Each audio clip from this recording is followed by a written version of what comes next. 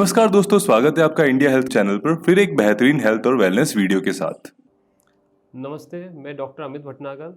मैं मंगलम मेडिसिटी के अंदर सीनियर कंसल्टेंट फिजिशियन डायबिटीज़ और अन्य रोगियों को देखता हूँ। आज अपना एक छोटा सा टॉपिक है डायबिटीज़, जिसके लिए हमें आपको लोगों को बताना है।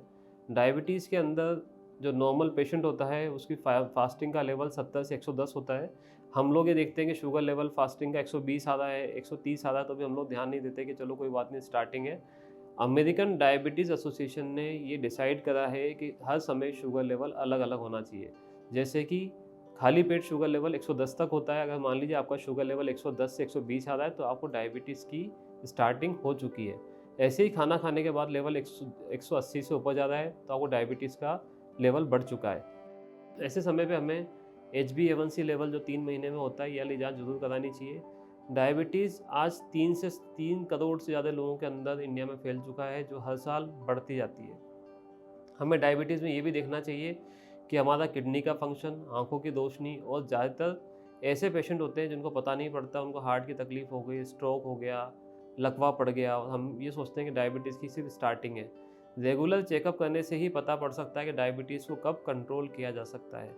अब ऐसा नहीं कि हमें इंसुलिन या बहुत महंगी दवाइयाँ लेनी पड़ती हैं। डायबिटीज़ की दवाइयाँ बहुत सस्ती और नॉर्मल रेट्स में मिलती हैं, जिनको हम प्राइमरी लेवल पे लेने से अपने खान-पान, दिनचर्या बदलने से भी शुगर लेवल को कंट्रोल कर सकते हैं। एक बहुत इम्पोर्टेंट बात ये आती है कि क्या हमें कितना चलना चाहिए शुगर लेवल कंट्रोल करने के लिए। तो बहुत छोटा सा एग्जांपल है। आज आप किसी गाड़ी के अंदर कोई भी पेट्रोल भरा रहे हो, गाड़ी को नहीं चलाते, तो क्या होगा, गाड़ी में पेट्रोल की मात्रा वैसी ही रहेगी। सेम ऐसा ही होता है जब हम खाना खाने के बाद में चलते फिरते काम में सीट पे बैठ जाते हैं।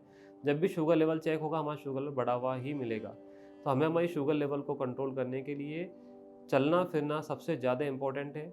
इसके बाद हम सोचते हैं कि हम मीठा नहीं खा रहे, हम नमकीन खा रहे हैं, हम पराठे खा रहे हैं, हम नमकीन के अलावा तली भुनी चीज़ें खा रहे हैं, तो हमारे अंदर, बॉडी के अंदर उतनी ही मात्रा में कैलोरीज जा रही है। तो हमें कंट्रोल करना चाहिए हमारे खान पान पे। खान पान ना सिर्फ मीठा हो, बल्कि तली भुनी चीज़ें भी अवॉइड करनी चाहिए शुगर लेवल कंट्रोल करने के लिए। इसके अलावा जो दवाइयाँ ली जाती हैं, दवाइयों का समय होता है और दवाइयाँ उसी समय पे लें। दवाइयों में ऐसा नहीं कि हमारा शुगर लेवल कंट्रोल हो गया तो हमने दवाइयाँ बंद कर दी, बिना किसी डॉक्टर के पूछे कभी दवाई बंद नहीं करनी। हाँ, ऐसा होता है डायबिटीज़ के अंदर कि कई सारे मरीज़ जिनकी शुगर लेवल कंट्रोल हो गई, दवाइयाँ बंद की जाती है, बट वो एक डॉक्टर की निर्देश के अनुसार ही होना चाहिए। हम अपनी इच्छा के अनुसार कि आज हमारा शुगर लेवल कंट्रोल है, कल की दवाई छोड़ दी, ऐसा करने से कहीं भी हार्ट की या स्ट्रोक की तकलीफ़ हो सकती है, क्योंकि डायबिटीज़ वाले पेशेंट के अंदर कोलेस्ट्रॉल डिपोजिशन, जो अपने शरीर के अंदर वसा होता है, उसका इकट्ठा होना ज़्यादा होता है एक आम आदमी की अपेक्षा। तो हमारी बॉडी के अंदर स्ट्रोक या हार्ट अटैक ज़्यादा होना हो सकता है। तो हमें ना सिर्फ डायबिटीज़, बल्कि डायबिटीज़ की वजह से होने वाली बीमारियों को भी कंट्रोल करना चाहिए।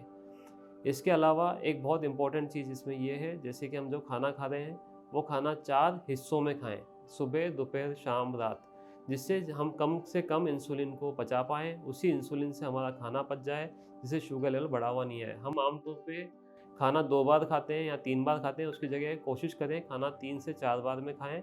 खाने में सलाद की मात्रा को ज़्यादा से ज़्यादा बढ़ाएँ। सलाद जितना खाएँगे, उसमें ना उसके अंदर अपना कोलेस्ट्रॉल होगा, ना उसके अंदर कोई नुकसानदायक चीज़ होगी। सलाद खाने से हमें फ़ायदा ही रहेगा। जितना फाइबर खाओगे, उतना ही शुगर लेवल के नियंत्रण के अंदर फ़ायदा रहेगा।